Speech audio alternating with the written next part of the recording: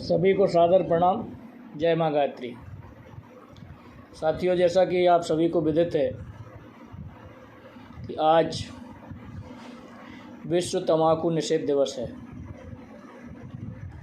जिसको हमारा गायत्री परिवार शांतिकुंज हरिद्वार के मार्गदर्शन में व्यसन मुक्ति दिवस के रूप में मनाने जा रहा है।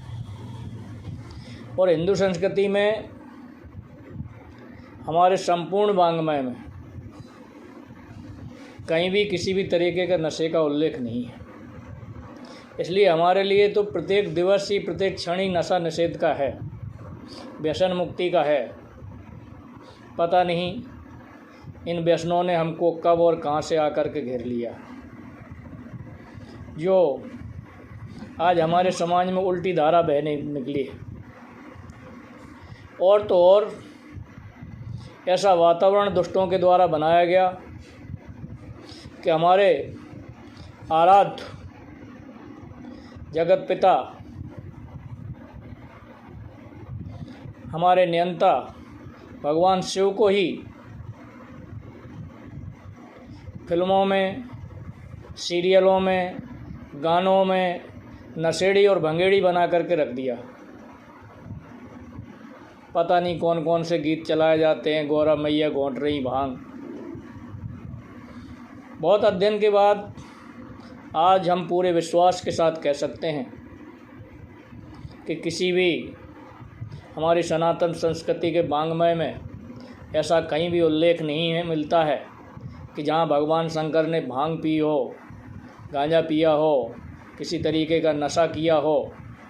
लेकिन हमारे समाज को भटकाने के लिए, हमारे समाज के, हमारे देश के विकास के रथ को रोकने के लिए, हमारे परिजनों को नशे में धकेलने के लिए ये सारा प्रपंच रचा गया।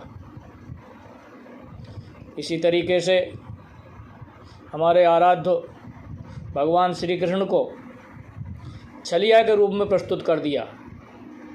ऐसा प्रस्तुत कर दिया जैसे वो वासनाओं के वशीभूत हों। एक योगेश्वर, योग की शिक्षा देने वाला, समस्त विश्व को गीता जैसा विशेष ज्ञान प्रदान करने वाले हमारे आराध्य को ऐसी छोटी हरकतों के द्वारा, उनको कोई माखन चोर कहता है,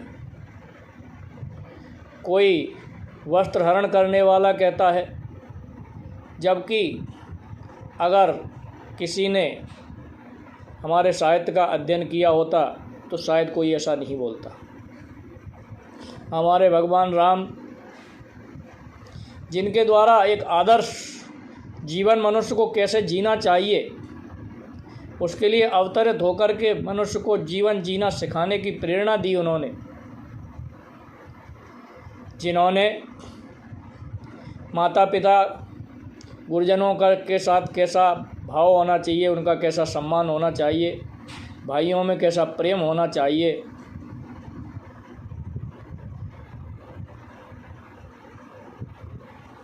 महिलाओं का कैसे सम्मान किया जाना चाहिए, ये पग पग पर हमको दिखाया है। जब ताड़का वध किया तो उन्होंने पहले उसको माँ ताड़का बोला है, माँ सबरी के चरण वंदन किए हैं, माँ अहिल्या को उनकी खोई हुई प्रतिष्ठा दिलाई है। भक्तों में चाहे निषाद राज रहे हों, भील रहे हों, बानर रहे हों, उनको सभी को गले लगाया है। उन पर सम्मुख वध का आरोप लगा करके उनको बदनाम करने की कोशिश की गई, जबकि जो हमारे विद्वान हैं वो इस बात को समझते हैं कि हमारी रामायण में जो उत्तरकांड है उसको अलग से जोड़ा गया है, क्योंकि इसके पूर्व भी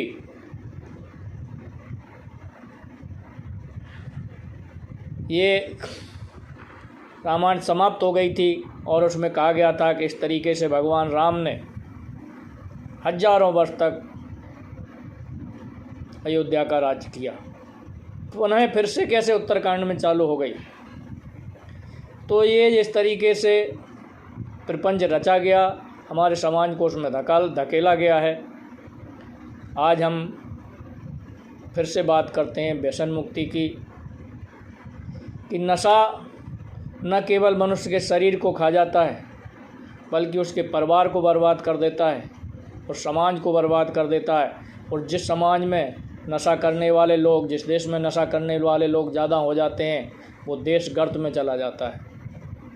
और आज हम देखते हैं किस तरीके से हमारे देश के नौनिहाल बच्चों को, युवाओं को नशे की ओर प्रवृत्त किया जा रहा है।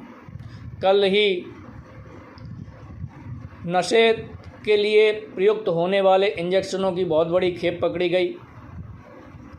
विदेशी ताकतें इसमें लगी रहती हैं कि किस तरीके से भारतीय युवा, क्योंकि हमारा देश निरंतर विकास के पथ पर अग्रसर हो रहा है और इसको अगर विकास के पथ को रोकना है तो सबसे अच्छा है कि आने वाली युवा पीढ़ी को नशेड़ी बना दिया जाए।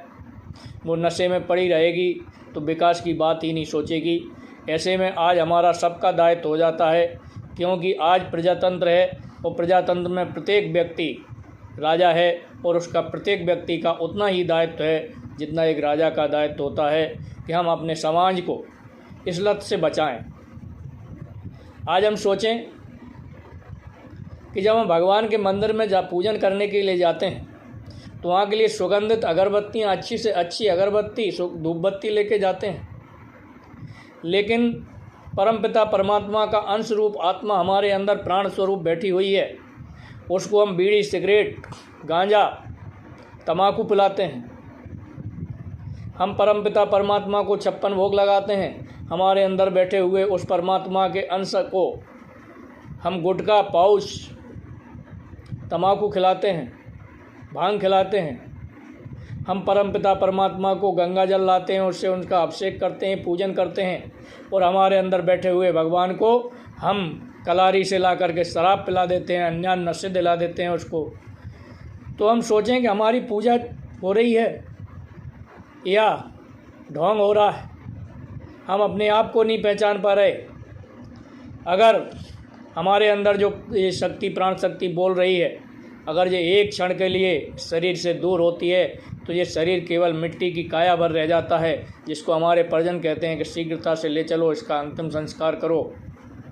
उस शरीर को केवल भगवान का मंदिर समझ करके हमको इसकी अच्छी देखभाल करना चाहिए, तथा भगवान ने हमको जिस उद्देश्य के लिए संसार में भेजा है उस उद्देश्य की पूर्ति के लिए केवल हमको भगवान ने जो भक्षण करने योग्य श्रेष्ठ सामग्रियाँ दी हैं उन्हीं का भक्षण करना चाहिए। नशे को इस शरीर के पास, आत्मा के पास फटकने भी नहीं देना चाहिए। आइए हम सब लोग संकल्प करें कि हम कभी भी नशे में प्रवृत्त नहीं होंगे तथा हम भरसक प्रयास करेंगे कि हमारी आने वाली पीढ़ी इस नशे से बचे। धन्यवाद।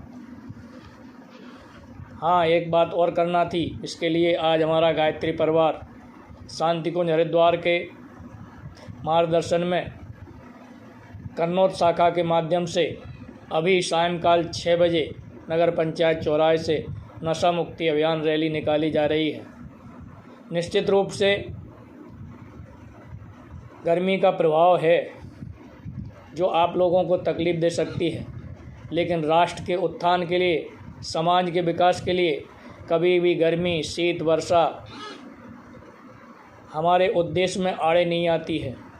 इसलिए हम सब लोग इस गर्मी के भय को निकाल दें, इसको छोड़ के अपने घरों से निकलें, इस रैली में सम्मिलित हों, एक वातावरण का निर्माण करें और संपूर्ण देश में इस आयोजन के माध्यम से एक माहौल, एक वातावरण बनाने का प्रयास करें कि हमारा जो युवा, हमारे जो नौनिहाल तो नशे की ओर प्रवृत्त हो रहे हैं, उधर से उनकी धारा बदले और वो राष्ट्र के विकास की धारा में लगें, स्वयं के जीवन को उज्जवल बनाएं, परिवार को श्रेष्ठ बनाएं तथा राष्ट्र को उन्नत बनाएं। धन्यवाद।